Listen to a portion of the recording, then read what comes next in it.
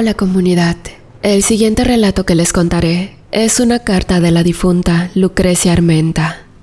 Sucedió hace mucho tiempo, cerca de San Luis Potosí. Esa espantosa noche, el clima y el ruido de los relámpagos apenas podían tapar los gritos del pequeño Juan Carlos, quien pedía clemencia a su padre para que ya no lo golpeara. Desde que nació, lo único que había conocido era el maltrato, pero dicen que para todo existe un límite. Y esa noche, su padre se excedió demasiado en el injusto castigo. Y creyéndolo muerto, lo fue a tirar a la colina encantada. El agonizante chiquillo no comprendía la injusticia de la vida. Y es que, ¿por qué quien se supone debía amarlo y protegerlo, lo odiaba con tanta intensidad? Juan Armento era un alcohólico crónico. Perder a su esposa María era el pretexto, pero la realidad es que este malnacido aborrecía a su hijo. Nunca pudo superar la vergüenza de que no pudo tener hijos con ella, y cuando finalmente pasó, la bella María falleció. No era cosa de amor, sino de orgullo estúpido y malsano, y por ello desquitaba su enojo, su frustración y su rabia con ese hijo. De hecho, le había pedido varias veces a su mujer suspender el embarazo. Y cuando Juan Carlos nació, vino al mundo entre los dolores y la agonía de su moribunda madre. A dichos de su padre, el niño estaba maldito y asesinó a su madre dentro de su vientre. Sinceramente era una idea demasiado descabellada, de no ser por un motivo oscuro detrás de todo esto. Ya habían sido 4 intentos de María por quedar embarazada sin éxito, y cuando finalmente parecía que la fortuna le sonreía, falleció durante el parto. Y aunque parezca increíble, apenas nació, el niño ni siquiera se inmutó, no lloró. Simplemente miraba a todos los presentes como estudiándolos, como aprendiendo, como sabiendo que algo oscuro había en el ambiente y que no estaba bien. Las abuelas del pequeño intuyeron algo anormal en él y de inmediato le dieron la espalda.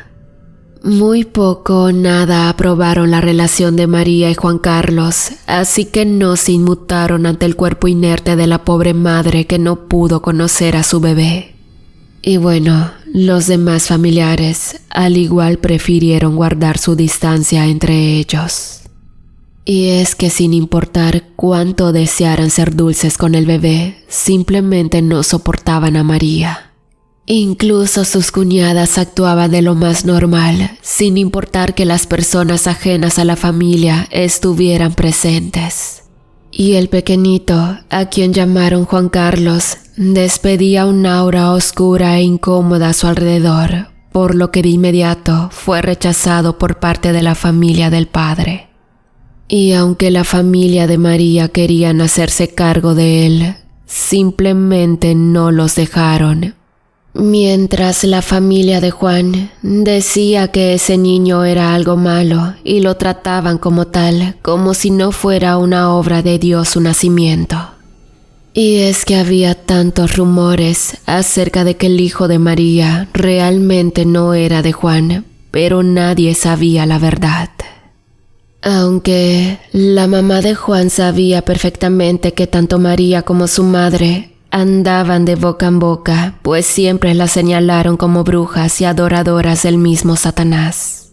Todo eso, aunado a que Juan nunca quiso tener hijos en ese momento, debido a que María había perdido 3 embarazos accidentalmente. Las habladurías hacían que éste temiera por la imagen de su familia más que por la seguridad de su esposa, pero esta vez era diferente. El embarazo, aunque muy complicado, se fue gestando día con día. Semana tras semana se notaba cada vez más abultado el vientre de la joven. Pero saben, algo no estaba bien. La muchacha se miraba cada vez más delgada, más enferma, como si algo dentro suyo le estuviera haciendo mucho daño. Después de mucho, llegó el día en que entró en labor de parto y agonía. La familia de María no querían sacerdotes ni religiosos cerca. Eso era algo normal en ellos debido a sus costumbres tan arraigadas. Pero la realidad era que la madre de María había hecho un trato con el Señor de las Tinieblas para que el embarazo llegara a su culminación a cualquier costo. Lo que todos pensaron en ese momento era que la anciana no sabía que el precio a pagar era la vida de su hija y que ese niño no traía sangre mortal. Por el contrario, fue engendrado por el mismo Lucifer. Mientras todas esas cosas pasaban por la mente del agonizante chiquillo en recuerdos que evidentemente no era posible que recordara, una suave pero gruesa voz le dijo: «Hijo mío, he venido por ti, es hora de que recibas tu legado». Dicen que cuando los afligidos parientes de María se enteraron de que Juan le había quitado la vida a golpes al niño, corrieron hacia la loma encantada para evitarlo. Pero al momento de llegar, miraron un extraño jinete vestido de charro negro que subía delicadamente al muchachito a su montura y se alejó en el horizonte sin mirar atrás. Desde ese día se cavó una tumba en esa colina, un sepulcro vacío en memoria del pequeño. Lejos de tierra consagrada, señal de que el pequeño Juan Carlos, cuyo paradero se desconocía, no estaba contado entre los hijos de Dios. Pasó el tiempo y al parecer la crueldad de la familia Armenta les hacía ver cada vez con más alegría y como una bendición la desaparición del pequeño Juan Carlos. Juan Armenta se casó nuevamente con una mujer de alta sociedad llamada Lucrecia. Atractiva, lozana y fértil, la pareja era la envidiada de todo San Juan de Dios. Al correr de los años, los Armenta se llenaron de hijos. Mientras sus familiares y ellos pretendían ser la familia perfecta, dejaron el suceso de María y su hijo en el olvido, como si no tuviera la menor importancia. Pero dicen que las farsas tarde o temprano se rompen y se caen con todo su peso sobre quienes lo provocaron. El día que doña María, la abuela de Juan Carlos, comenzó a saber su muerte cerca, quiso revelarles el secreto de la muerte de su hija y de la concepción del pequeño. La tarde tomó un tono plomizo y al igual que el día que el niño desapareció, la tormenta se hizo presente. Un peón le dijo a la abuela que tenía visitas y ésta ordenó que todos se fueran. Y después de ello, un muchacho como de 20 años, alto, fornido, elegantemente ataviado con un traje de charro negro de gran gala, entró en los aposentos de la anciana. Pasaron horas y no había un solo ruido, ni un sonido, absolutamente nada, simplemente se escuchaban la lluvia y los rayos. Cuando entraron en la habitación, movidos por la curiosidad y el miedo, notaron a doña María inerte. Había fallecido en paz, pues su sonrisa de calma y de serenidad era señal de que ese charro o espíritu vino simple y sencillamente a despedirse de ella o llevársela consigo. Y a lo lejos, un rayo cayó sobre el árbol de la colina encantada, partiéndolo y haciéndolo estallar en 1000 pedazos.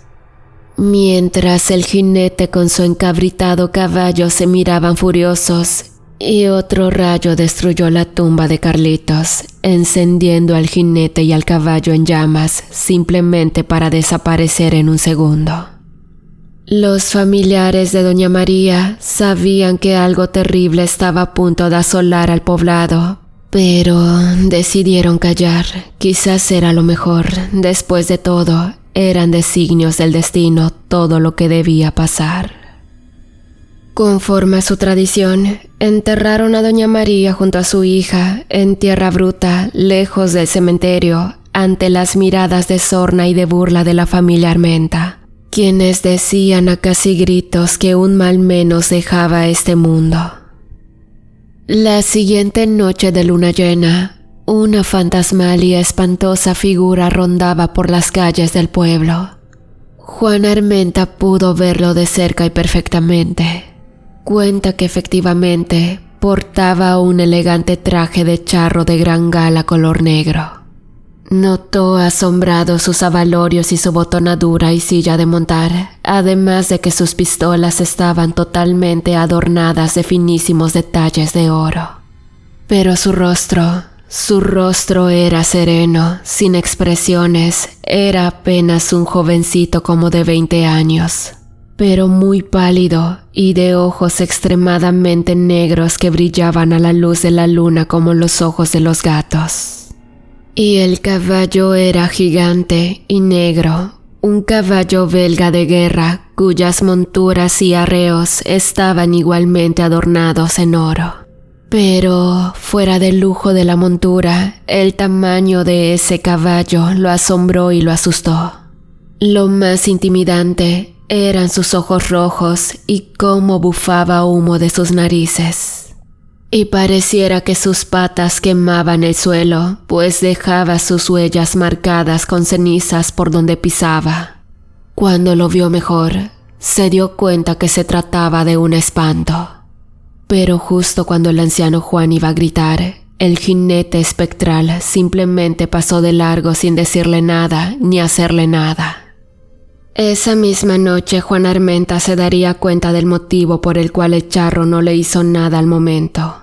Jaime, uno de los hijos mayores de Juan, más o menos como de 20 años, y unos amigos de la facultad venían por la calle ahogados de borrachos. Siempre buscaban el mínimo pretexto para armar líos, eran el azote del poblado.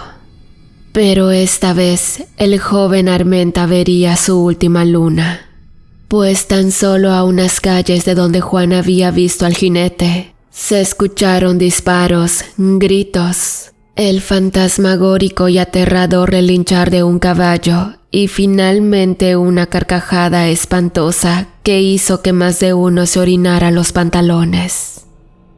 Cuando pasó un rato y la gente muerta de miedo decidieron asomar las narices a la calle, el grito de una mujer de la vida galante hizo que todos corrieran a su auxilio. El joven Armenta yacía sin vida en el suelo, pero no de una manera normal. Su cuerpo inerte había quedado en pésimas y lamentables condiciones. Le habían quemado los ojos y su rostro de igual forma presentaba graves quemaduras. Alrededor de su cuerpo pudieron notar marcas de lazo, de igual modo en forma de profundas quemaduras, tal como si la reata del azarganado hubiera corrido a gran velocidad o estuviera envuelta en llamas. Pues a pesar que evidentemente murió por la constricción del lazo, sus ropas y carnes estaban laceradas y algunas partes calcinadas, como si lo hubieran torturado con un objeto al rojo vivo. Cuando los gendarmes se presentaron junto con el perito forense, la única pista que pudieron hallar eran unas profundas pisadas de caballo y la ceniza que éste dejó tras de sí, el cual se perdió a la salida del pueblo. Las autoridades federales no sabían ni por dónde empezar a hacer las pesquisas, pues Jaime Armenta, a pesar de su alcurnia y posición social, no era precisamente el ejemplo de ciudadano modelo. Todas las personas del pueblo lo odiaban o le temían, cualquiera de ellos era sospechoso y cualquiera también pudo ser el asesino. Pues el que no quería verlo muerto tenía ganas de matarlo, así que todos eran sospechosos. El capitán Robles de la caballería, junto con un escuadrón de dragones, fueron llamados por el furioso Juan Armenta para vigilar de cerca la escena. Cabe mencionar que el alcalde y las autoridades locales no se opusieron a esto, pero tampoco se ofrecieron a intervenir. El hacendado se unió con alguno de sus peones y varios de sus hijos mayores, esperando capturar al culpable y cobrar venganza. Y bueno, ni bien se había enfriado el cuerpo de Jaime, cuando 2 noches después, Rogelio, el hijo mayor de los Armenta, un patán abusón y pendenciero, que era muy conocido en el poblado por ser usurero y tener un hijo en cada rancho, había salido borracho y envalentonado a buscar al supuesto homicida, cuando una señora de edad avanzada miró pasar a Rogelio en su caballo casi volando por la polvorienta calle. Cuando salieron a asomarse, notaron que lo perseguía un imponente jinete montando un gigantesco caballo negro que sacaba chispas del suelo al galopar. Creyeron todos que se trataba del mismo diablo, pues iba envuelto en llamas y carcajeándose. A un par de kilómetros adelante, una viejita tiraba su basinica por la ventana cuando vio al jinete darle alcance al usurero, quien de un certero tajo de su gran machete decapitó limpiamente al malandrín sin dar tiempo a que el aterrorizado caballo se detuviera. El aterrado jamelgo solamente se detuvo hasta que cayó al piso muerto de agotamiento 3 pueblos adelante, cargando el cuerpo sin cabeza de su amo. Armenta espumaba de rabia y de dolor al igual que Lucrecia. No podían creer que en menos de una semana habían perdido a 2 de sus amados hijos. El recio militar no supo explicar al mando superior cómo era que semejante animal no fue visto por sus hombres ni antes ni después de la ejecución del desafortunado Rogelio Armenta. Los esfuerzos del capitán Robles y la familia Armenta se llevaron un mes entero de fracasos. Noches enteras fueron las que el misterioso demonio a caballo atacó en el pueblo, llevándose consigo a un miembro de la familia Armenta cada vez, pues nunca atacaba a personas ajenas a la familia de Juan. Al inicio el capitán Robles pensó haber hallado un patrón en los crímenes, pero su teoría se vino abajo cuando el jinete comenzó a asesinar a personas inocentes y al azar. Así que sin saber el trasfondo del asunto, la misma desesperación no le permitía ver claramente la conducta del jinete. Y por casi 35 días, el charro negro se cobró 172 vidas. Pero ¿saben una cosa? Había algo aún más misterioso en todo este asunto. Hubo varios testigos que pudieron verlo entrar y salir del pueblo. Al parecer, este hombre o lo que fuera, desaparecía y aparecía a voluntad de la nada entre una espesa nube de fuego y humo. Cosa que obviamente el capitán no creía, pensando que eran fantasías de los poblados de la región. No daba crédito a las supersticiones, pero también notó que ese jinete era materialmente imposible de hallar y mucho menos de seguirle su rastro. Y lamentablemente, a pesar de su ética, su razón, su escepticismo, el capitán Robles no tuvo sino que aceptar que se estaba enfrentando a algo sobrenatural. El último testigo a quien interrogaron fue al mismo Juan Armenta, pues a pesar de todo el borlote, había olvidado por completo que él fue el primero en ver al jinete. Le narró exactamente cómo era el famoso jinete, con la descripción de menos ya tenían una cara a la cual seguir. Pero todo era imposible, pues no lograban hallarlo. Y finalmente, Robles, muy a su pesar, aceptó que era un buen momento de pedir ayuda al clero. Una noche, el capitán resignado acudió a la parroquia de San Sebastián para pedir ayuda y conversar con el párroco. Y al contar al religioso acerca de lo que la gente decía haber visto, el sacerdote rascaba atento su barba mientras pensaba en qué tipo de manifestación era, hasta que llegó a la conclusión y mencionó que se trataba del mismísimo charro negro. Le comentó acerca de un ente creado por la ambición y la avaricia que se encargaba de arrastrar consigo a aquellos que le deben un favor al diablo. o en venganza por quienes le arrebataron el amor de su madre y lo trataron como si fuera un estorbo. Un alma ennegrecida por el rechazo, el odio y la muerte, aunque otros dicen que el mismo hijo del diablo encarnó en el afamado jinete negro. Obviamente el capitán tomaba sus reservas acerca de lo escuchado de parte del hombre de fe. Después de todo, era el comandante del regimiento de caballería encargado de dar la seguridad al pueblo y especialmente a la familia Armenta. Después de debatir algunas horas y darse valor con unos tragos de tequila, tanto el militar como el religioso, acompañados de los últimos sobrevivientes de la familia, decidieron salir al encuentro del demonio, motivados por la preocupación de la gente y la gloria de la fama que les traería si lograban vencerlo. Tomaron camino acerca del poblado. El capitán pidió a sus hombres que se abastecieran con todo cuanto pudieran hallar de municiones, además que el párroco les daría agua bendita. Este, a su vez, sintiéndose quizás un héroe de las cruzadas, solamente iba armado de una botellita de agua sacra, además de una vela y un crucifijo. Cuestionando a los testigos el santo y seña por donde aparecía el charro, se dirigieron a la intersección del camino, justo en la entrada de Bernal y la desviación a Tolimán.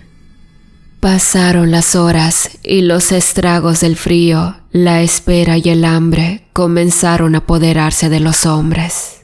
El tedio llegó al grado de pensar en retirarse. Hasta que finalmente el charro negro hizo su aparición justo a la medianoche, tal como los testigos afirmaron, apareciendo de la nada en una gran llamarada de fuego y una azufrosa cortina de humo, riendo en espeluznantes carcajadas y mirando a los hombres como si de hormigas se tratara. El miedo paralizó a los valientes al tener de frente al emisario de Satán en persona. Sin embargo, este señaló específicamente con su huesudo dedo a Juan Armenta. El párroco, creyendo ingenuamente que toda alma necesita del perdón, se acercó al endemoniado jinete y preguntó casi ordenando al ánima cuál era el motivo de su penar. Ante los incrédulos ojos de todos, el espectro cambió su faz por una calavera. Diabólica y gruesamente en un susurro de cavernosa voz, el engendro suplicó entre sollozos el sacramento de la confesión, y el sacerdote, enorgullecido de su hazaña y victoria asegurada, miró a los hombres diciendo que Dios puede amansar incluso a los monstruos de su clase. Aquel hombre misterioso bajó del enorme caballo, caminó hacia el clérigo hasta quedar frente a él. Se arrodilló y al momento de despojar su cabeza del elegante sombrero, mostró un cráneo blanco como el marfil. Y al tomar la mano del sacerdote, se asomó a aquella esquelética extremidad. Se dice que la confesión inició con una sinceridad que sobrecogió al padrecito, según dijeron los que presenciaron, entre ellos doña Lucrecia, quien se había colado en la comitiva. El afamado ser infernal comenzó a narrar que de niño su padre lo maltrataba y lo abandonó creyéndolo muerto.